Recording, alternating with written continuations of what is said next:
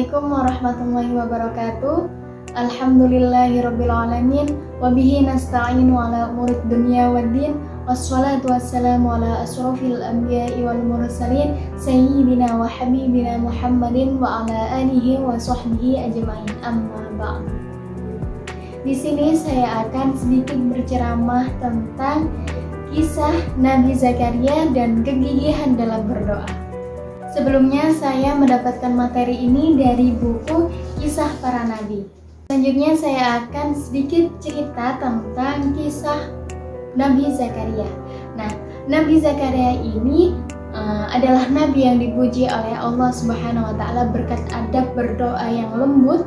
Nabi Zakaria terkenal dengan doa memohon keturunan yang dikabulkan oleh Allah Subhanahu wa taala. Nah, Nabi Zakaria ini menikah di umur 30 tahun dan istrinya berumur 20 tahun. Nabi Zakaria ini awal menikah telah mengetahui bahwasannya istrinya ini mandul. Nabi Zakaria ini meminta kepada Allah Subhanahu wa taala untuk dikaruniai seorang anak keturunan dari perempuan ini istrinya. Nabi Zakaria tidak putus asa, selalu berdoa kepada Allah Subhanahu wa taala.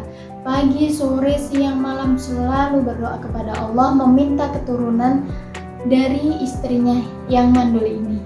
Namun di sepenghujung jalan Nabi Zakaria mengeluh karena sudah rentah, tua dan belum juga dikaruniai seorang anak.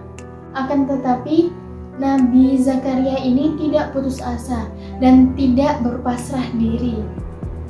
Nabi Zakaria selalu berdoa kepada Allah dengan cara beliau meminta kepada Allah dengan kelembutannya, kehusyukannya untuk segera diberi keturunan untuk melanjutkan dakwah beliau. Dan teman-temanku semuanya, pada suatu hari Nabi Zakaria mengeluh dan berdoa kepada Allah Subhanahu wa taala. Ya Allah, sungguh tulangku ini sudah rentah dan kepalaku ini sudah terpenuhi dengan banyaknya uban. Dan aku belum pernah kecewa sekalipun berdoa kepadamu ya Allah. Seperti itu Nabi Zakaria memulai berdoa kepada Allah. Nabi Zakaria berucap, sungguh aku khawatir terhadap kerabatku sepeninggalanku, padahal istriku orang yang mandul. Maka anugerahilah aku seorang anak dari sisimu ya Allah, yang akan mewarisi aku dan mewarisi dari keluarga Yakub. Dan jadikanlah dia ya Allah seorang yang diridhoi, ucap Nabi Zakaria dalam doa sesuai surat Maryam ayat 4-6. Adapun doa yang bisa dapat kita amalkan teman-teman dari Nabi Zakaria untuk meminta keturunan. Di sini terdapat dalam surat Ali Imran ayat 38. Bismillahirrahmanirrahim. Rabbi habli min ladunka dzurriyyatan thayyibah innaka sami'ud du'a. Shadaqallahul azim, shadaqallahul azim. Artinya, ya Allah, berikanlah aku keturunan yang baik dari sisimu. Sesungguhnya Engkau Maha mendengar doa. Siang, pagi, sore, malam, Nabi Zakaria ini dengan seorang istrinya tidak sama sekali berhenti berdoa kepada Allah. Semakin giat beribadah kepada Allah. Banyak sekali Bani Israel yang mengejek Nabi Zakaria, tak percaya bakal dikabulkan oleh Allah. Hingga suatu hari malaikat yang datang memanggil Zakaria yang sedang sholat di mihrab. Dalam buku Kisah Para Nabi ini halaman 715, wahai Zakaria, kami memberi kabar kepadamu dengan seorang anak yang namanya Yahya, yang kami belum pernah memberi nama seperti itu sebelumnya. Firman Allah dalam surat Maryam ayat 7. Mendengar kabar itu, serentak Nabi Zakaria dengan istrinya sangat terkejut. Firman Allah dalam surat Maryam ayat 7 menjawab pertanyaan Zakaria. Hal itu mudah bagiku, engkau telah aku ciptakan sebelum itu, padahal engkau belum terwujud sama sekali. Di sini pada halaman 715. Teman-temanku semua, jika kalian tahu, Nabi Zakaria ini dikabulkan oleh Allah berdoa selama 70 tahun lamanya. Wah, sebegitu sabarnya beliau dari titik awal sampai akhirnya dikabulkan oleh Allah Subhanahu wa taala. Tidak hanya itu, Allah Subhanahu wa taala memberikan Nabi Zakaria ini plus dari satu doa yang selalu diucapkan oleh Nabi Zakaria, yaitu meminta keturunan. Nah, bahwasannya Allah Subhanahu wa taala tidak hanya mengabulkan satu permintaan itu, sebab Allah Subhanahu wa taala mengasihi Nabi Zakaria, memberi plus yang lainnya.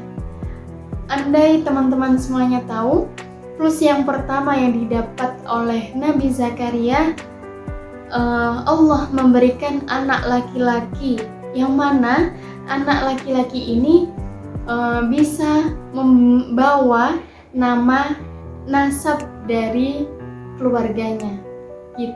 Dan yang plus kedua, ismuhu Yahya, Allah memberikan nama Yahya, yang mana sebelum itu belum ada satupun yang bernama Yahya. Dan plus yang ketiga, di sini perbaiki istri dari Nabi Zakaria, yang awalnya sangat pemarah bahwa Allah memperbaiki istrinya, yang sekarang lebih sabar dan baik, tidak pemarah lagi. Dan begitu banyak plus yang Allah kasih kepada Nabi Zakaria. Pesan saya, teman-teman semua, perlu digarisbawahi bahwasannya jika kita meminta dan berdoa kepada Allah Subhanahu wa taala yang Maha Pemurah lagi Maha Mengetahui, pastikan kalian sabar, dan dari mulai garis start sampai menuju garis finish, beribadah kepada Allah juga, dan selalu berjalan di jalan Allah. Karena jika kalian sudah berucap ya Allah, ya Rahman, atau ya Rob, maka di situ juga kalian semua sudah masuk di titik start. Maka dari itu, selesai itu juga harus adanya garis finish.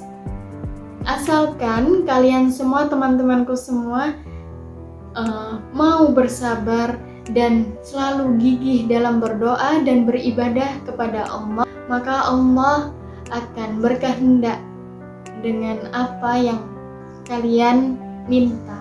Seperti itu. Jangan lupa, jika kalian meminta satu doa kepada Allah yang mana kalian selalu ucapkan, kalian selalu minta kepada Allah, maka Allah tidak akan mengasihi cuma satu sesuai dengan ucapan kalian semua, teman-teman. Allah akan memberi plus lainnya, seperti halnya Nabi Zakaria yang sudah diberikan oleh Allah Subhanahu wa taala plus lainnya.